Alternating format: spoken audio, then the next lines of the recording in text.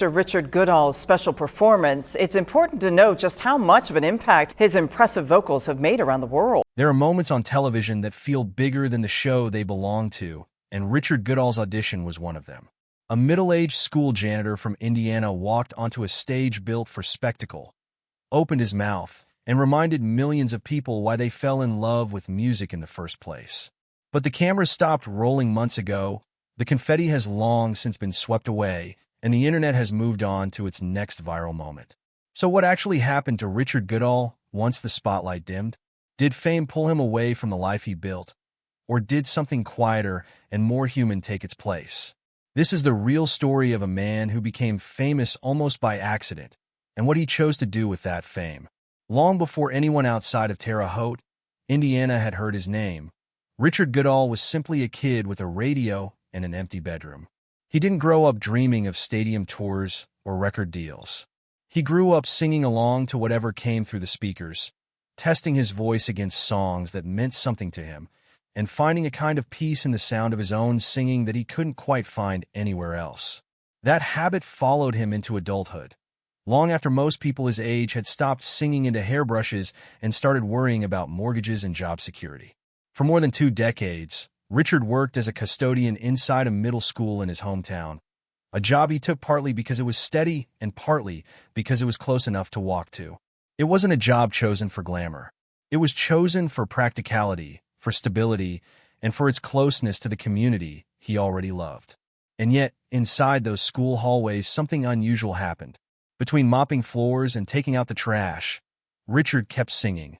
Not for an audience, not for applause, just because it was who he was. Students would hear him humming or belting out a tune as he worked, and slowly, without either party fully realizing it, this simple ritual grew into a shared secret that the whole school seemed to know about.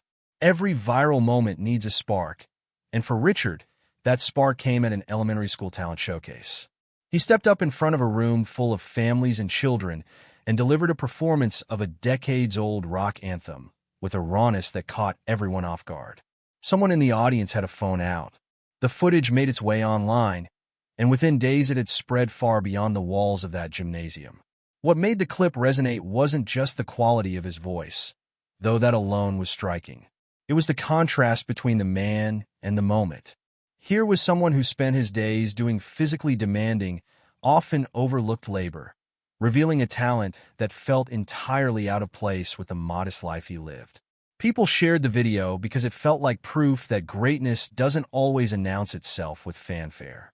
Sometimes it's hiding in a school hallway, waiting for someone to press record. The attention gave Richard something he hadn't had before, an audience beyond his own community.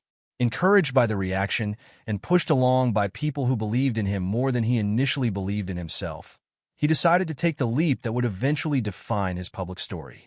He set his sights on a national talent competition, understanding that it would mean stepping far outside anything he'd previously experienced, including boarding an airplane for the very first time in his life. The story of Richard Goodall isn't a straight line from obscurity to stardom, and that's part of what makes it compelling. Years before his viral breakthrough, he had already tried his luck with televised talent competitions and come away disappointed. An early attempt ended in an early elimination. Later, he submitted an audition tape to another major singing competition, pouring his heart into a rendition of the same song that would eventually make him famous. The response was polite but final. He had not made the cut. For most people, 2 rejections from 2 different platforms might have been enough to close the door on the idea of a music career entirely. Richard felt the sting of it, by his own admission. It's never easy to put yourself out there only to be told, twice, that you're not quite what they're looking for. But instead of retreating permanently into his routine, he let some time pass, adjusted his expectations, and eventually decided to give the audition process one more honest shot, this time with a more grounded sense of what to expect and less riding on the outcome emotionally. That decision to try again, without any guarantee of a different result, ended up being the turning point that changed the entire trajectory of his life. When Richard finally stepped onto that audition stage in front of judges and a live audience, there was a visible beat of stillness before he began. Nerves are natural in that setting, and he was clearly feeling the weight of the room.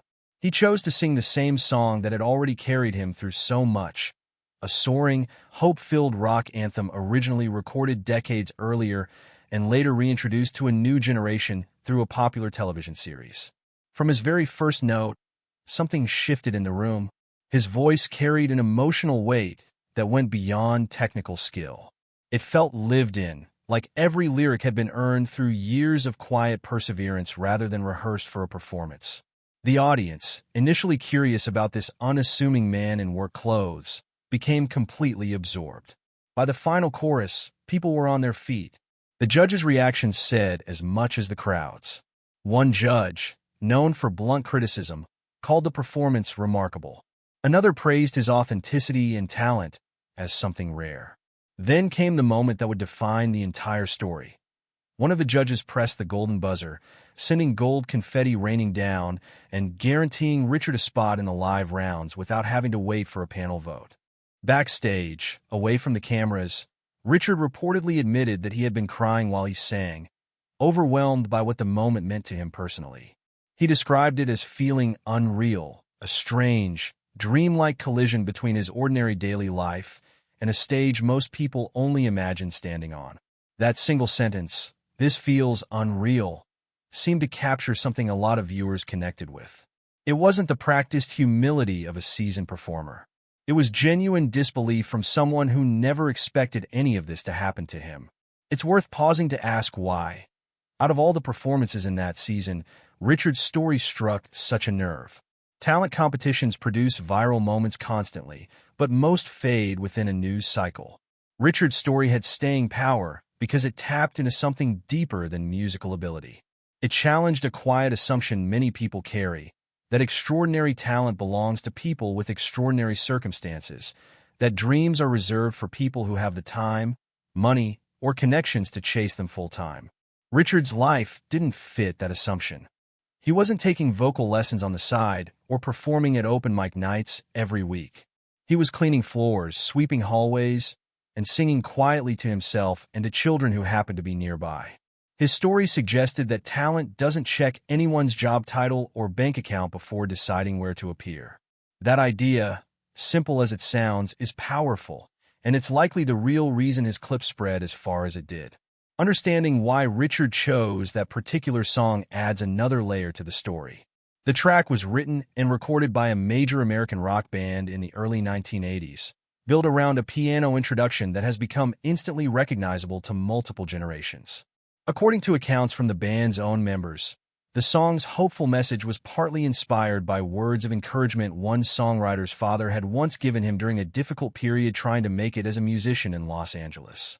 Structurally, the song broke a lot of unwritten rules for rock music at the time, delaying its chorus until well into the track rather than opening with it. Despite, or perhaps because of, that unconventional choice, it became a defining hit for the band and one of the best-selling digital tracks ever recorded, eventually earning recognition for its lasting cultural significance. Its resurgence decades later, thanks to a popular television series, reintroduced it to younger audiences and cemented its status as an anthem about persistence in the face of hardship. For Richard, the song wasn't just a good vocal showcase. It was personal. He has spoken about finding strength in its message during his own difficult stretches, long before he ever imagined singing it on a stage in front of millions. When he performed it during his audition, he wasn't just hitting the right notes. He was channeling years of using that song as a private source of encouragement. That authenticity is difficult to fake, and audiences seem to sense it instinctively. Here's where Richard's story diverges from the typical viral fame narrative. After the video, after the audition, after the golden buzzer moment played on repeat across social media, Richard did something a lot of people didn't expect. He went back to work. He returned to his job as a school custodian, continuing the same daily routine he had followed for years, even as offers, attention, and opportunities began stacking up around him. People close to him have described someone whose relationships with students and co-workers remained unchanged by the sudden fame. He didn't request a leave of absence to chase the spotlight full-time, at least not immediately.